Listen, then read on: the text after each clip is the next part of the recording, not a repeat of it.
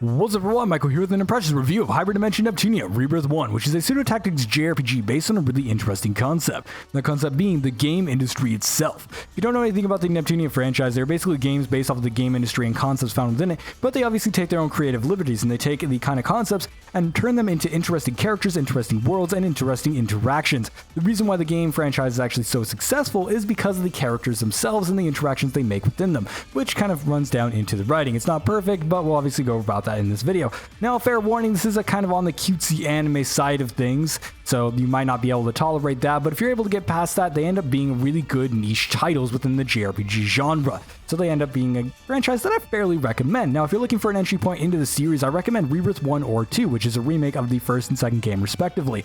Now, the second game is the first in the continuation of the kind of canon story, and so the second, third, and fourth game are all based on that sort of same timeline, while the first game was never intended to have a sequel, and therefore it ends up having its own storyline. It also didn't actually tie into the same gameplay mechanics as the second and third game, which Rebirth ends up fixing. And so it kind of like not only refreshes the story and kind of makes it more consistent with the rest of the franchise, but it also updates the gameplay and everything like that, which the first original game was not particularly great because it was basically a visual novel with like arbitrary gameplay elements in between. And Rebirth is miles ahead of it in my opinion, although some would disagree with me on the story. Anyways, let's go ahead and talk about Rebirth 1. Now, just like the other Rebirth games, this is a Vita port, and so it's not going to have a lot of configuration options, but here we got our sound, multiple volume sliders, which is always nice to see, especially in a game like this. You can have just turning off the voices if you don't like them. Then you also have voice selection, so you have English and Japanese. I prefer English. And then you also have your camera options, which the camera speed on default is really slow, so I have it turned all the way up. Not that big of a deal because the game is turn-based. And then you also have some other gameplay options here. Now, here is your extent of your video options. You get resolution here, which people have reported it's locked at 1920 by 1080 at max, and so it will not render higher than that, although I cannot confirm that because I'm on a 1920 by 1080 monitor for this recording, so there you go.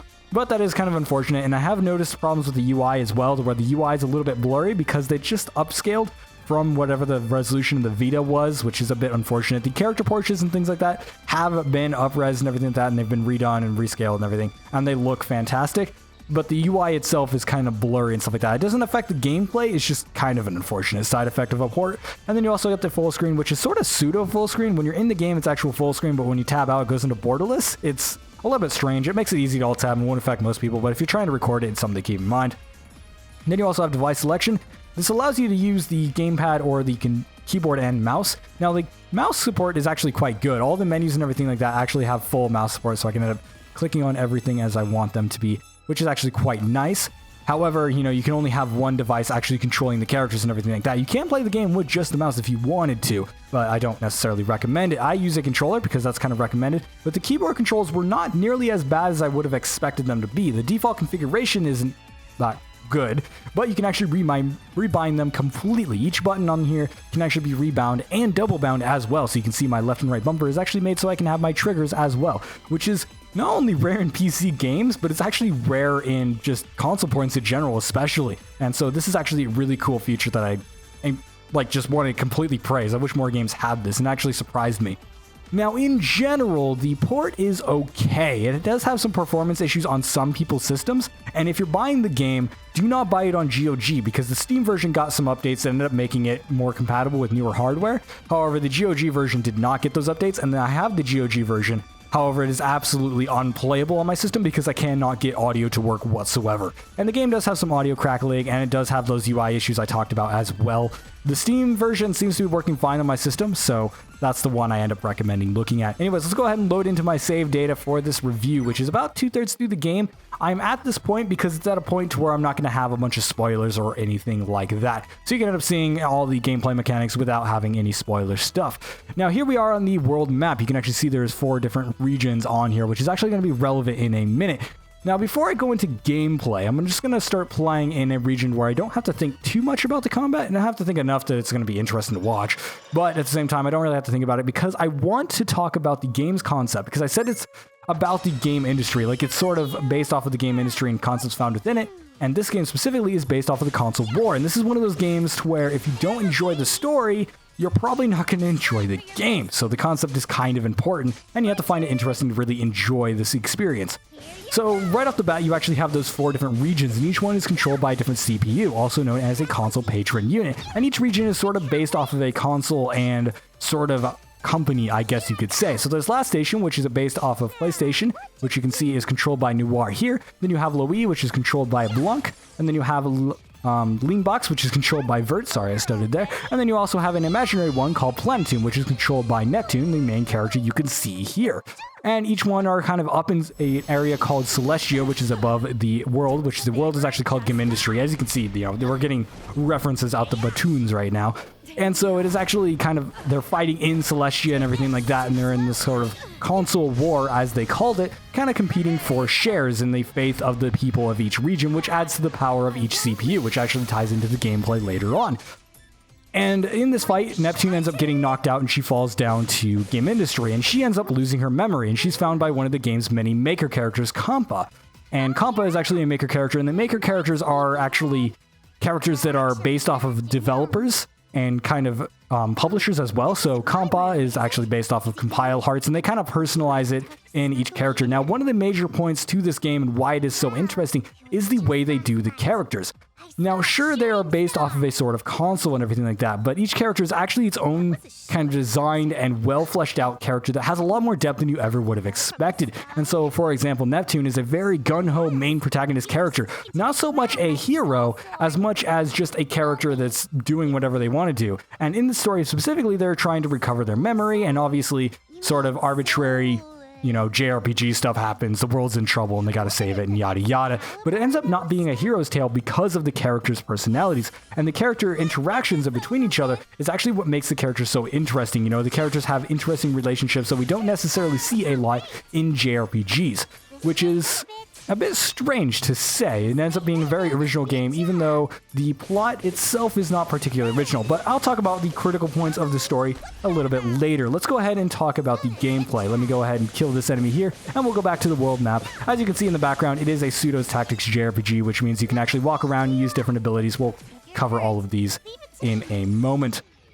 So we get our XP and our items and everything like that. And let's go ahead and go back to the world map. Now, if I pull up the world map here, each map you actually have to uncover yourself. You have to walk around to get it and everything. I've already done this region, so I actually get the map. But you can actually go to the exit, which is the green E, to go back to the map. Or you can be like me because you're lazy and you just use an item to exit because it's faster. There we go.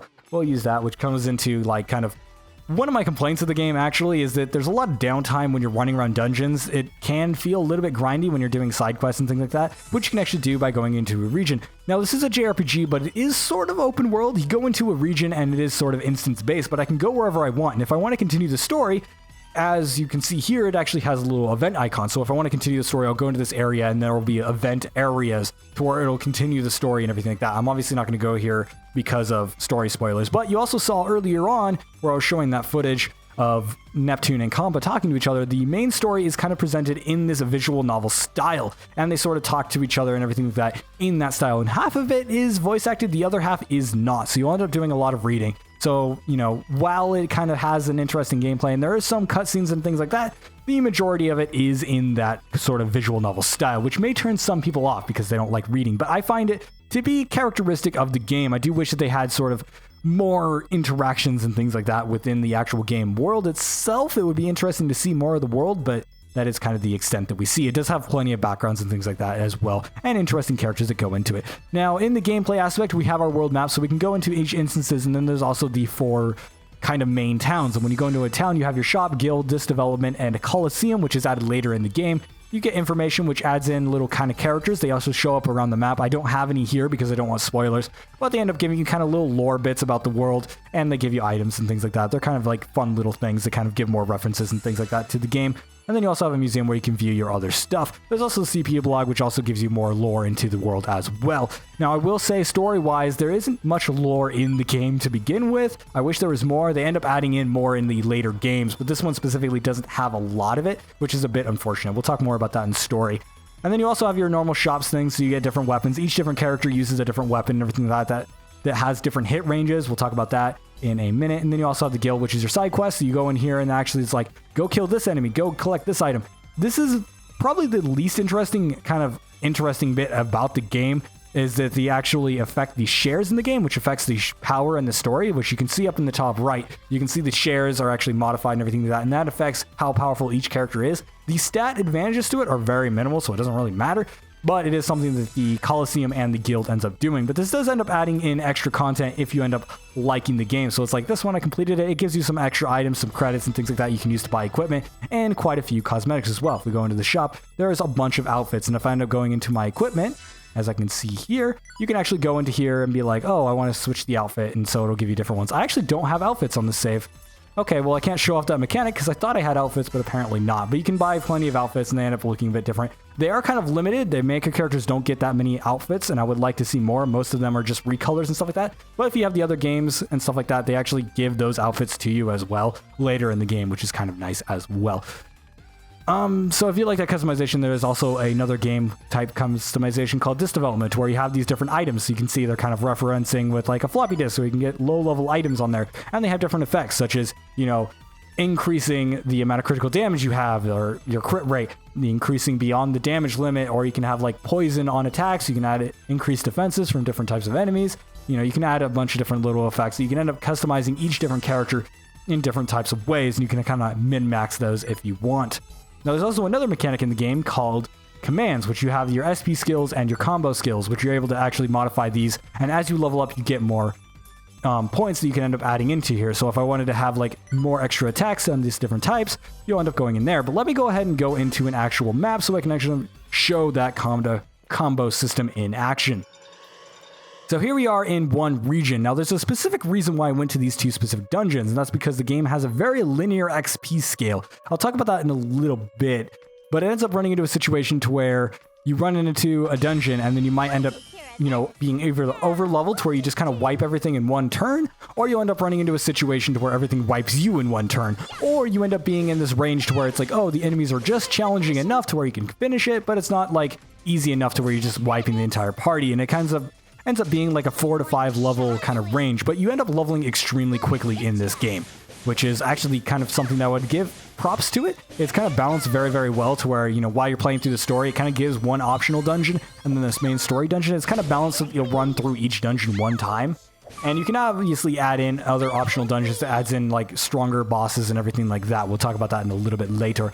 But anyway, so the main combat of the game is actually in this sort of pseudo-tactics JRPG style, to where you end up having this field and you're able to move around. You also have an interesting combo system. As you can see, I have a normal attack range here, and I can end up attacking different enemies. So let's say I want to attack this enemy. I can also position so I can attack both of them at once. And you have different attacks to where you can also quickly rotate as well, depending on which enemy. So I can double tap my left and right to end up targeting a specific enemy. So you can end up being quite lazy with it if you want to. But I can target it so I can attack both of them. And you have different attacks. So Rush is going to attack as many times as possible. It's going to build up your EXE drive, which adds in extra abilities and things like that. Then you have Power, which is going to kind of just be as much damage as possible. And then you have Break, which actually breaks their guard. You can see up in the top left, you can see the health bars and the blue bar. The blue bar is their guard break. When you end up breaking an enemy's guard, it lowers their defenses, so you can end up dealing a lot of damage. And that ends up becoming kind of crucial in certain boss fights. However, if you kind of overlevel, it doesn't really matter, and you just end up using power, which is actually kind of why I have my character set up to use mostly power combos. But you can actually customize what combos you want to use, and some of them have like element affinities, some of them have status effects on them, and so you can kind of min-max what you want to have in your abilities. So, for example, the Noir here, as I have on here, I actually have an ability to where I can end up using Poison Fencer, which I didn't actually have it equipped, so that was a terrible example. But I also have different abilities such as, you know, being able to cancel and stuff like that, but I also have SP abilities. So Kampa here is actually a healer character. She kind of acts as the main nurse of the game. And so I have different abilities. So I have a first aid thing that's just like a single target, and you can see it has like a range of it that you can use. And then you also have AoE skills, which you can actually change your target, and then it has like an AoE that you can use. Normally on Kampa, I just use it in a general use. And there's also combat abilities as well. Kampa doesn't get her combat abilities until very late into the game, which is actually a complaint I have about the game. The game doesn't give you a lot of abilities. As you can see, I'm 2/3 through the game, and I have 2 attack abilities on the main character.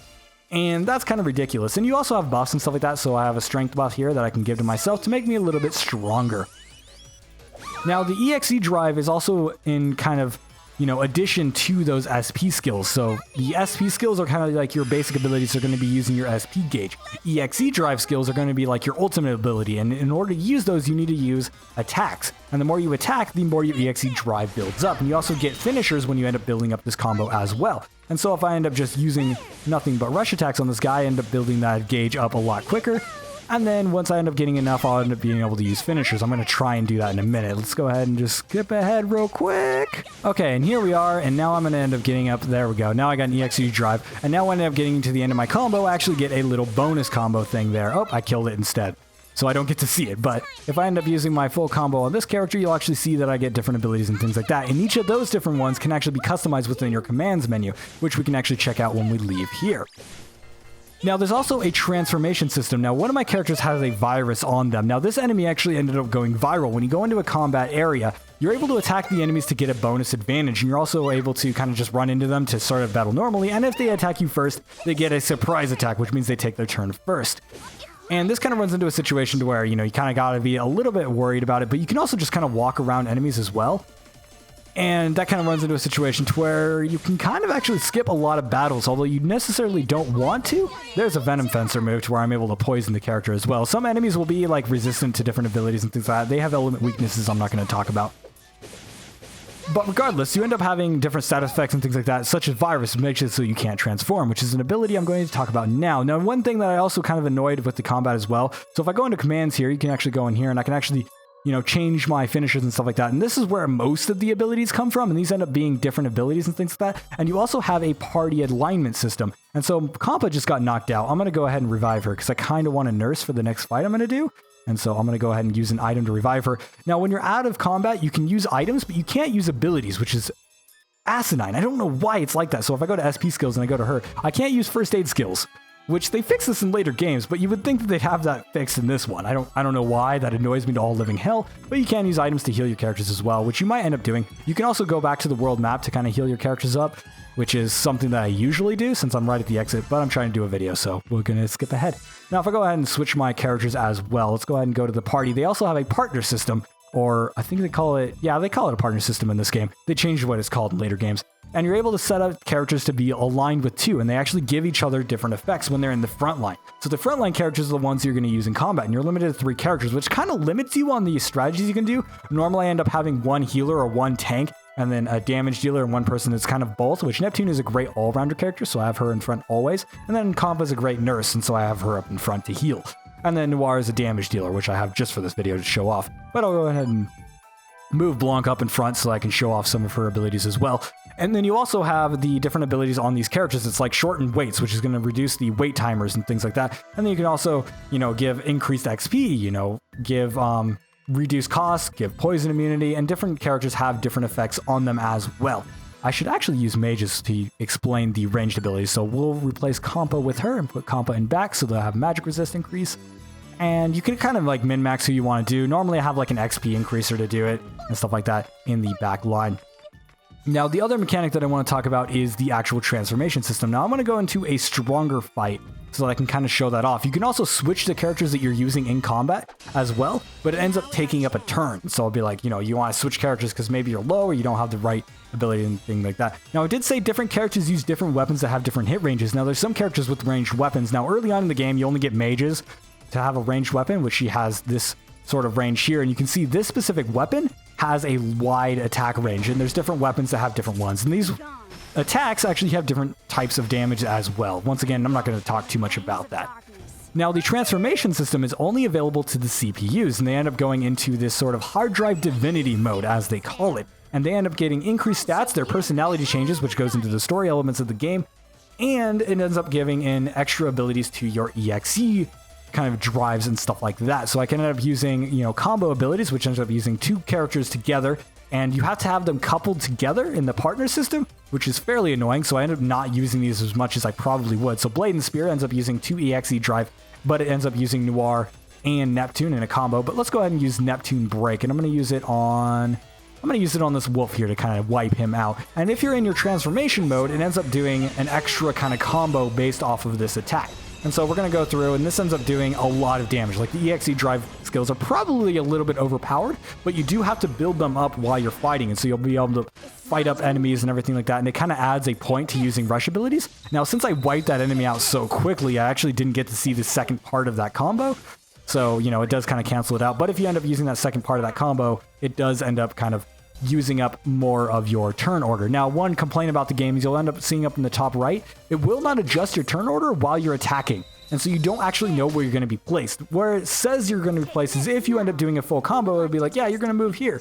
It doesn't represent that very well. And that is kind of a major complaint of the game, is to where it doesn't really give you a lot of information on what's going on. And certain abilities will have certain status effects to them, such as Neptune Break actually has a wait timer increase, so it'll move their timer over.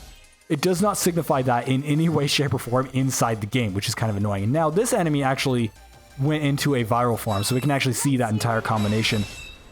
Now, let's go ahead and talk about the graphics a little bit, and then we'll get into sort of the story and stuff like that, because that's going to be the major point of this review from this point on. Now, I did cover some of the basics and stuff like that, but the visual style is fairly decent. I like the visual style. The animations are kind of nice. They are kind of a little bit janky here and there, and some of them kind of have like weird pauses and things like that within their animations, which is a bit unfortunate. And the maker characters do feel like they got really kind of skimped on when it came to some of their animations, where a lot of their abilities kind of share the animations, especially mage type characters and range type characters, where it's like they play the same animation for like 6 different attacks, which is a bit unfortunate. And the game does take a very long time to give you a lot of different abilities, which is, once again, also unfortunate, and it makes the game feel a lot less diverse while you're going through it until the end of the game. The game also doesn't give you a lot of party members. I did say I was about, 2/3 through the game. There are 20 characters in the game, but I only have, 7 characters that are in the base game, and then I have 2 DLC characters. And so I only have, I don't even have half of the cast of the game yet, and I'm 2/3 through the game, which is another kind of complaint. That kind of goes into the story. Now, the gameplay itself is actually interesting. I call it a pseudo-tactics JRPG because wow, I just got one shot. Oh god. I might actually have to flee from this fight, because I think when they're viral, they're actually going to kill me quite easily. So I might actually have to run. I should switch to Compa and get another healer out here. But yeah, so basically, it runs into a situation to where it's not incredibly in-depth to be called a tactics JRPG, to where, people are going to expect, like, not only turn-based order, but they're going to expect, really in-depth mechanics that are going to be like, oh, well, you need to do this and everything like that. The game does not require specific sort of strategies to complete. There are strategies that end up working better than others, obviously, but mostly you're going to be worried about your positioning, what abilities you end up using, and what buffs you're going to end up using to kind of survive whatever fight you're going on to. And you can over level to make the game incredibly easy, which is an unfortunate kind of side effect of the game being a JRPG in general. Now, when it comes to the actual gameplay, I do find it, actually interesting to play through, even the smaller fights. I do want to go through and see the animations, because the animations are quite fun. It adds a lot of personality to the character. It does fit what each character is kind of about. And so it's like, Blanc is a very sort of subtle yet angry character, and so a lot of her abilities in her CPU form go into, like, anger mode, and so she has, like, a lot of angry type skills. And then, Vert is very elegant and sort of that kind of style, and so all the animations are sort of that. So it adds a lot of character, and it ends up making it interesting enough that I do want to kind of play through even the basic battles that I end up finishing in one wave. I don't mind going through them, as long as I'm not sitting there playing the game for hours on end like I did for this review. It kind of does get boring, but if you end up taking breaks from it, and the game does actually have some great pacing with the story as well, so it has like 2 optional dungeons, you end up running through them, and it has like good pacing to where it's like you're playing through gameplay and reading through story at a good pace, to where it doesn't really feel like you're like grinding through the game or anything like that, which is a great positive to the game.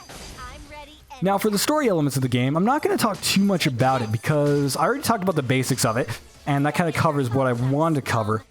But let's talk about the critical points of it. It's not a particularly long game. This game does rack around 36 hours, I think was my first playthrough of the game, where I did end up skipping quite a bit of optional content.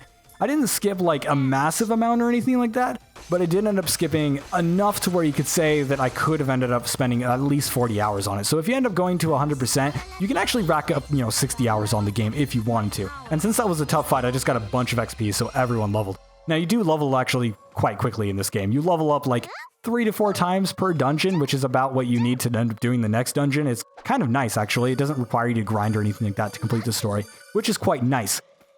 Now, the story is delivered in such a way to where it is mostly a visual novel style, to where if you don't like visual novels, you could end up enjoying it because it does that pacing fairly well. And it is actually quite interesting. Now, it does have some kind of fan servicey elements very early on in the game, and it kind of had me worried, because the very first kind of cutscene area in the game sort of has this fan servicey thing, and it's like, oh, well, that's kind of not what I was looking forward to, and then like they kind of found out that that actually is not what the game is about at all. And it ends up being in the situation to where they just kind of have that at the beginning of the game because obviously fan service.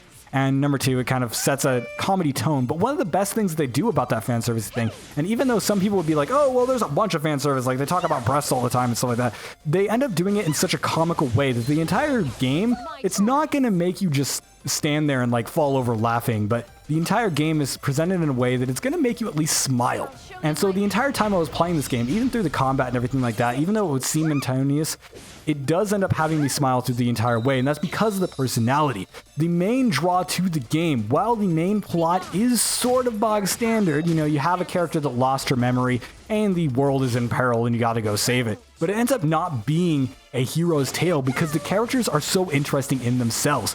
Neptune is a main character protagonist character. She even proclaims it as herself. The game kind of breaks the fourth wall a ton, but since the game is sort of based around that concept, it ends up not being jarring, and the way they do it is very comedy-centric, and it ends up being done extremely well in the writing. But since the characters are so unique in the way that they are presented and the way that their personalities are sort of designed, and more importantly, the interactions between each character that ends up making them feel different and unique to characters that we would normally see, it ends up making the kind of story and everything like that much more interesting than it normally would have been. If this would have been any other type of characters with any lesser of writing, it would not have been a good story whatsoever. But in this sort of scenario, finding the references and kind of like having a mini game of like, oh, what is that a reference to? And what is this? You know, that kind of adds in this sort of, I guess, sort of element of, you know, this is within my niche, but then the characters themselves end up being extremely good.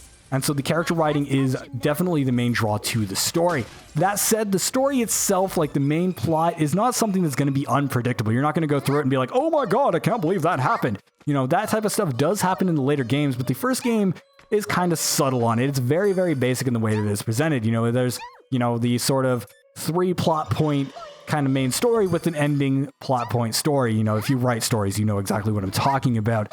And it kind of runs into a situation where the game ends up having a lot of plot convenience as well. The writers kind of put themselves in a lot of corners to where it's like, oh, well, we need this to happen. And so they have a character up here and it's like, here, this is going to happen now. And then it kind of feels strange. It's like, all right, well, we know that happened just so the next story elements could end up happening. And that sort of feels unfortunate, but to their credit, they do kind of use that to introduce characters earlier than they would be in your party. And so it's like, for example, Mages that I'm playing with right here ends up actually introducing herself very early on in the story, although she isn't a playable character yet. And they kind of use it as a referential and comedy-centric thing as well. So, you know, one point will be like, oh, well, this is sort of this happened and things like that. And they kind of present it as like, oh, yeah, that's funny. You know, that's what happened. Like, for example, there's one point, and this is actually a huge benefit to the game's writing as well, to where the plot points, even though they are sort of plot convenience, another point to reason why they ended up having to do that is because this is based off of the original story, which had a lot of points to where it kind of skipped around a lot. In this game, and in the other games as well, they do a great job of writing between the lines. And so you go into an area and you're like, all right, well, now we're in this area, right? They end up actually kind of tying the points between those points of what happened between that kind of timeline. Let's say, you know, for example, a lot of time passes, like, oh, I can't believe we spent 2 months playing video games and doing nothing, you know, and they kind of reference it like, yes, time passed, and they don't just ignore it and be like, oh yeah, 2 years later or something like that. They end up actually talking about it. Or let's say, for example, like, let's say a character transforms for a joke, which Neptune does all the time. It's actually hilarious in the way that it's done. And so she ends up transforming, and instead in the next scene to where she's just like untransformed and uninteresting, and so like they completely ignore that it happened. Instead, they'll end up having a situation to where it's like she's still transformed, and they're like, why are you still in your transformation? You're gonna tire yourself out or something like that. And it ends up being kind of a great joke in the way that it ends up presenting itself, and it ends up tying the story together so well. You never feel like you're missing points. And although the lore isn't really explored all that much, not as much as I would have liked, that does get fixed in the later games, but I would have loved to see it more in this game as well. And my main complaint about the story as well is the fact that it has a lot of plot convenience, and the fact that it doesn't have a lot of lore. The writing can also be quite kind of lower standard at the very early of the game, and this actually goes into the voice acting as well. A lot of people, when they hear that I play with English voice acting, because I prefer English voice acting, to be honest, they say that, like, oh, the characters sound so fake, but, you know, I've actually played with the Japanese audio as well, and they do sound fake as well, and that mostly comes down to the writing. Very early on in the game, the interactions are not necessarily something you would have in a normal conversation, and this kind of plays into the way the characters are as well. It's just kind of like the personality of the characters are not something you would see in the real world. They are characters that are definitely video game characters, and it takes a little bit to get used to. That said, the writing at the beginning of the game is definitely weaker than later in the game, and there are a lot of plot points that I feel like could end up having a lot more depth to them. That said, though, it is an enjoyable experience all around. It ends up being a little bit average, but the characters themselves end up blasting it above and beyond what I ever would have expected. So if you want to see good characters, this is a great game. Now, I do feel like some of the maker characters kind of got shafted on it a little bit, to where they don't feel as fleshed out as other characters do. Like the CPU characters and the main maker characters, mainly IF and Compa and mages, they have very in-depth personalities. You can tell, like, oh, this is their motivation, this is what they're here for, and everything like that. And that's very, very interesting. But some of the other maker characters, they just sort of show up.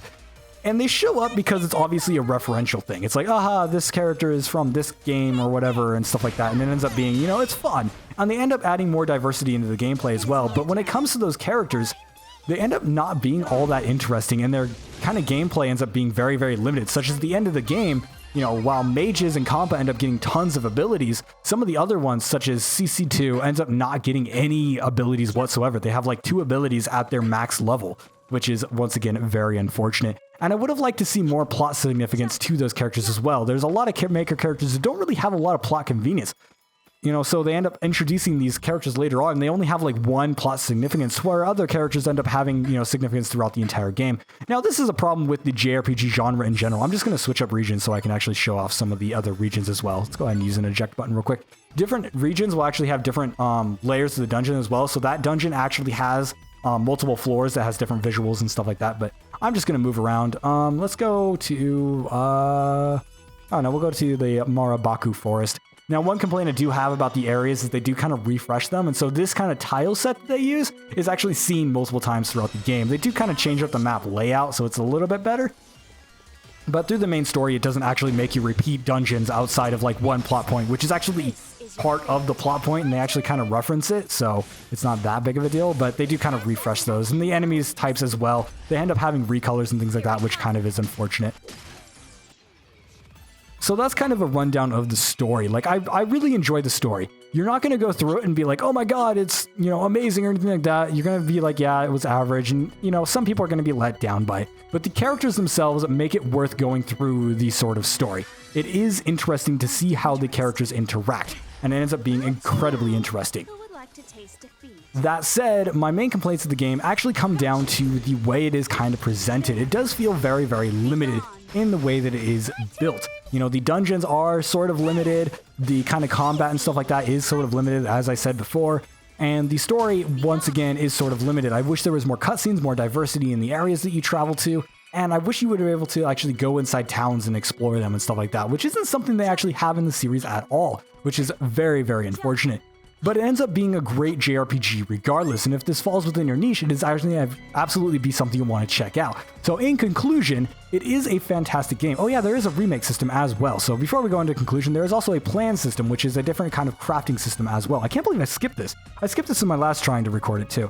So you get at this different sort of crafting system as well. You saw I was getting in combat and stuff like that. That's not only used for quest, but you're able to actually craft different items and things like that. That actually adds into the shop as well. So you got a bunch of items and things like that. Then once I get them, I'm able to go into here and kind of add in different abilities and items and different outfits and things like that, and different materials into the shops. But one thing that's interesting is you also use this system to actually change up the dungeons. So if I go back to the main world map here, go ahead and load in, you'll actually notice this map here actually has a tough enemies marker above it. And this is because I actually have a plan. So if I go to my plans and go to the Mecro Factory, it will actually have, wait, that's not the Mechro Factory. I can't read when I'm talking. Mechro Factory, you'll actually see I have an add dungeon here. So it actually added the dungeon into the game using the system. And then it also has add enemies, which actually adds more tough enemies. And you actually get super enemies, you get ultra enemies, and they end up making, you know, tougher boss fights that appear inside the dungeon, which is actually quite interesting.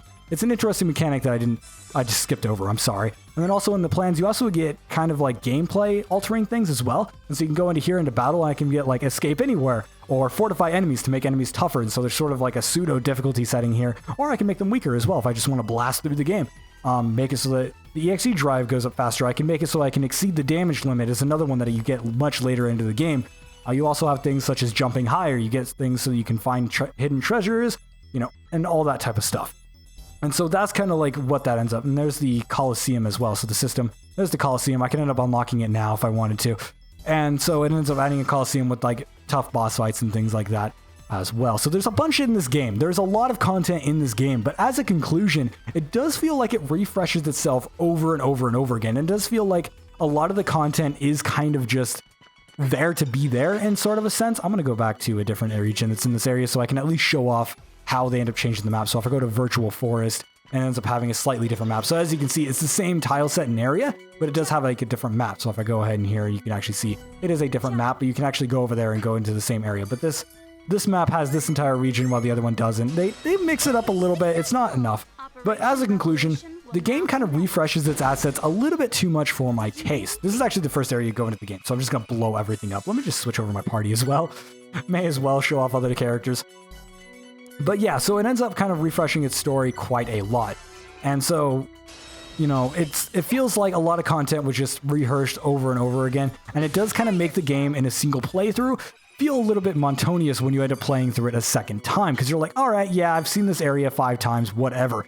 Now, the main story, as I said, is paced fairly well, and so you only see like an area once or twice through going through the main story if you end up doing the optional dungeons, which I recommend because the level pacing is kind of designed around that idea. But overall, the gameplay is interesting enough that you end up going through it, but it is sort of monotonous in the sense that it isn't gonna, you know, drive you down into the ground. It's not a game that's going to kick your butt and throw you across the floor. It is a game that you're probably going to have an easy time with if you play games. If you don't, it's a great game to get into because, you know, it's going to be a simple game where it does have an interesting combat system that's going to keep you interested in doing fights, but it's not going to be like, you know, you go into a fight and you're like, oh god, how am I going to complete this one? You know, and you won't know about it. Some boss fights do end up feeling grindy as well. If you're not leveled up high enough, some boss fights end up just being a stamina fight as well, to where it's like, how can I outlive this boss to where he's not just going to one-shot me, you know, and you'll end up healing a character over and over again, which is actually a strategy in the game, to where you can end up just healing a character over and over again to just kind of like tank everything, which is a JRPG trope, to be honest. And the story itself, well, I found it very interesting, and it is going to make you smile. It is a very niche story as well. If you're not into the game industry very much, and you're not into like Japanese culture or anything like that, there's going to be a lot of references that you end up missing. And you might actually not enjoy the game because of that, if you're not into the game industry specifically. Now, I'm not into anime, so I know there's a ton of references that I ended up missing from anime. And there's a lot of that sort of stuff as well. While I am into the game industry, there are references that I obviously missed. But the game was still interesting enough for me to play through. The game industry stuff is obviously the main focus of the game, so I do recommend knowing about that. But the characters themselves are very, very interesting, and so playing through for just the characters itself is actually an interesting one. But that said, the other games in the franchise are probably where you want to end up starting. The second game specifically is where the main kind of story starts, and it is vastly better than the first game here that we're playing now. That said, though, the first game is also a great standalone story, and it kind of has an interesting deal as well. You also have a treasure hunt ability. I didn't mention that.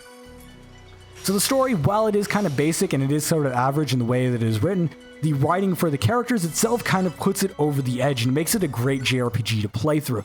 And the gameplay mechanics are interesting enough that you'll want to go through. The remake system specifically is interesting. The world and the enemies and things like that, finding new references. You know, there's certain boss fights where you're like, oh, hi, you know, I never saw that enemy before, and this is based off of this. You know, the Dogus, which is a very basic enemy we were just fighting, it's a reference to like kind of, you know, how JRPGs always have like a glob enemy or a goo enemy.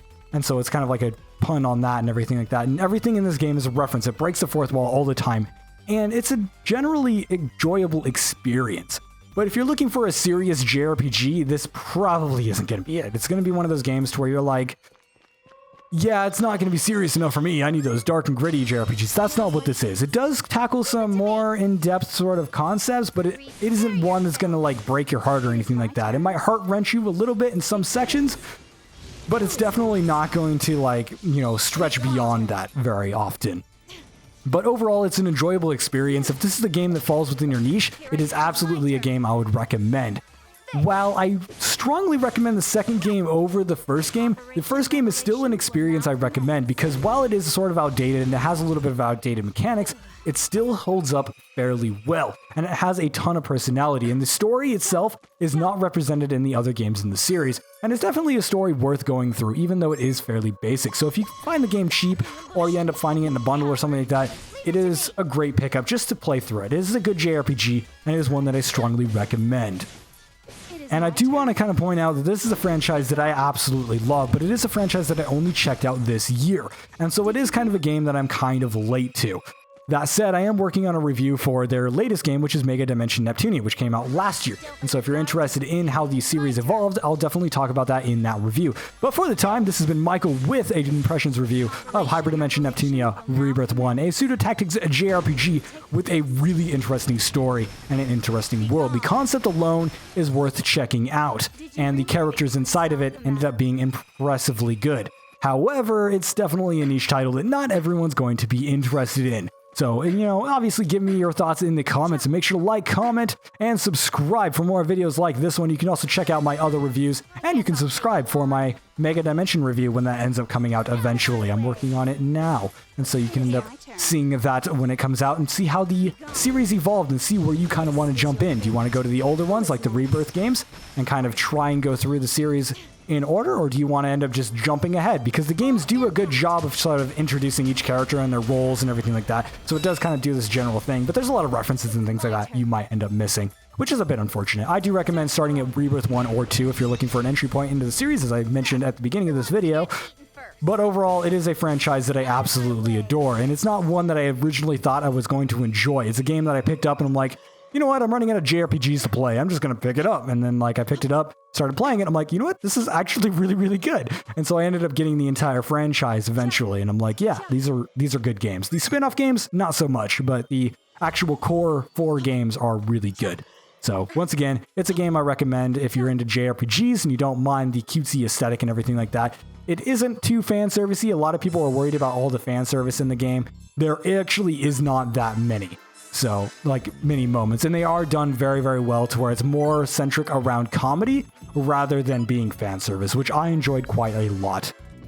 Not the fan servicey bit, the comedy bit. I think fan service is kind of bland in games, but most games have fan service. Anyways, make sure to like, comment, and subscribe, and I will see you guys in the next video. Leave in the comments how you thought of this video so I can improve for later ones. Also, as a special sort of editor's note as well, for this video, I ended up trying a new capture software, so if you're still watching, please leave me a comment on how the video looks. Does it look better than my other videos? Does it look worse? Is it stuttering? Does it have audio sync issues? I have no clue, because this is the first time I'm uploading one of these videos that are they're high quality, but then highly compressed in certain sort of magical woo-woo stuff. So if it turned out good, awesome. If it didn't, I'm sorry. You know, I'll put in an annotation at the beginning of the video apologizing if it did not turn out well, but I'm hoping it turned out well because I'm trying to improve my videos and hopefully that helps. Anyways, thank you guys. I'm sorry for holding up the end of this video. I'm Mages. I like Mages. She's a cool character. She's looking for Dr. P. Dr. Pepper, if you didn't get that reference. Bye. That was my power.